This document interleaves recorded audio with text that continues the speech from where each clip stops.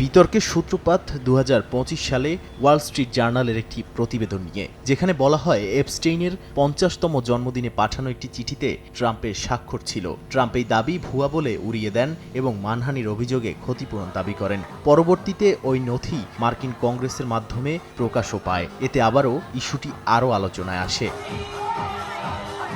Donald ট্রাম্পের করা $10 billion মানহানি মামলা একটি ফেডারেল আদালত খারিজ করে দিয়েছে। ওয়াল স্ট্রিট জার্নাল ও এর মালিক রুপার্ট মারডকের বিরুদ্ধে এই মামলা করেছিলেন তিনি। অভিযোগ ছিল দণ্ডিত যৌন অপরাধী জেফ্রি এপস্টেইনের সঙ্গে সম্পর্ক নিয়ে প্রকাশিত প্রতিবেদনে তার সুনাম ক্ষুণ্ণ হয়েছে।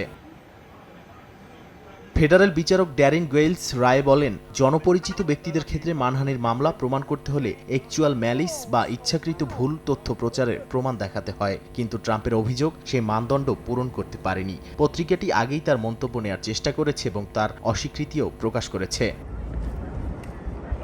আদালত মামলা খারিজ করলেও ট্রাম্পকে সংশোধিত অভিযোগপত্র দাখিলের সুযোগ দেওয়া হয়েছে। এরই মধ্যে ট্রাম্প নতুন করে মামলা করার ইঙ্গিত দিয়েছেন। অন্যদিকে প্রতিবেদন নির্ভুল বলে নিজেদের আস্থার কথা জানিয়েছে ওয়াল স্ট্রিট জার্নাল কর্তৃপক্ষ। নাদিম মারজান, সময় সংবাদ।